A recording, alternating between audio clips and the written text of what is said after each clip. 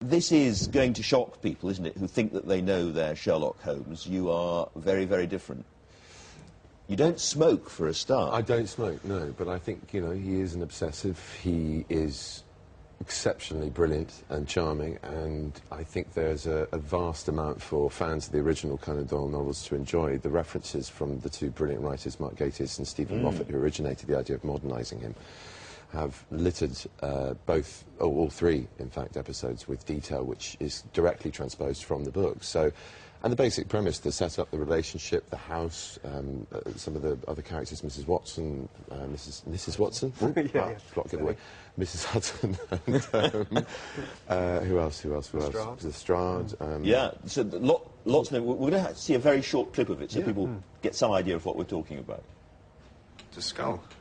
Friend of mine. When I say friend. What do you think then, Dr. Watson? There's another bedroom upstairs if you'll be needing 2 bedrooms. Of course we'll be needing 2. Oh, don't worry, there's all sorts round here. Mrs. Turner next door's got married once. Oh, Sherlock, the mess you've made.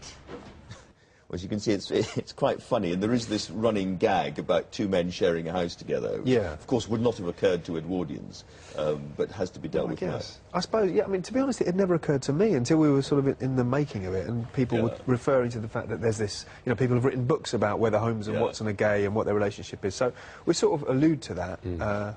And it's quite dark. I mean, it's got some good dark aspects to it. You are clear. You've come back from the Afghanistan as the original Watson had come back from the second Afghan war. Yes, right. But you've got post-traumatic stress syndrome, which certainly they didn't have in the 1880s. They know that wasn't invented then. And in the same way that the original books were all done, you know, were all written, so to speak, by Watson. It was all his diary entries and his version of the events of the cases. So. Now, my Watson has been advised by his therapist to write a blog in order to get his post-traumatic stress disorder out. So, so I write up the cases, and so that's the way that we sort of are able to refer to them in the future. And when you're doing your Sherlock Holmes, Benedict, I mean, presumably you'd read a fair amount of Arthur Conan Doyle to prepare for it. Yes, I did, and I did read some during as well, and I think that was the safer thing to do rather than looking back to the brilliant Brett or Rathbone or more recent Downey Jr. Versions, because what we are doing is obviously bringing it into the 21st century, and whilst those are superlative portrayals of him in his Victorian guise, I needed to find something original as well as the source material, and there's an awful lot of description about his physical movement, his poise, and this rather sort of abstracted, ethereal, otherworldly quality to him, which Conan Doyle colours beautifully in the book. So it's a great template for an actor to use to go back to every now and again. And he is a slightly great stories to read. They are great stories, but he's a slightly scary man as well, isn't he? I mean, you say he's charming, but there's something about him which is well, he is bordering on the sociopathic. He's slightly. You know, there is something very dangerous in his obsession, and he takes, I think, both Watson and him into a very dangerous realm of London, where everything opens up into a war zone. I mean, it is a battle, and I think that's part of the attraction that they have to each other, is that I offer Watson a way back into life which is a little bit more interesting than his non-military career.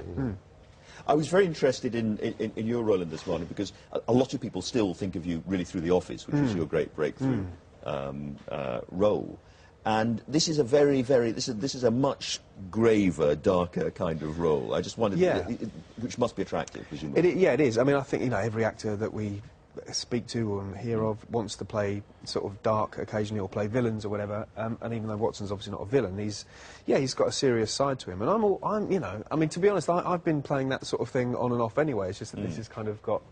Thank God it's got a spotlight being shone on it. You know? And I gather it was an absolute nightmare to make, however. It wasn't a nightmare, it was cold. It was cold. Yeah. It was a lot of fun to make, but hard work and very... You got pneumonia, cold. Didn't you? Yeah, I did. That proves, that's a secondary infection, so it proves I was having too much time with the flu to really take care. And it sort of snowballed from there, but it didn't stop us, and we genuinely did have a very, very good time making it.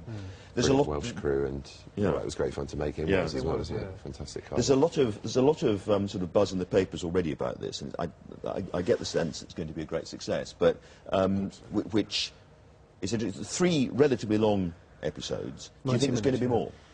I hope so. I hope I so. really hope so. Because And there it's- are, as you say, there are Jay so Hunt many and Ben stories. Stevenson and the other grown-ups upstairs, but I really do hope so, and I hope audiences take to it this evening, and we'll see from there, really.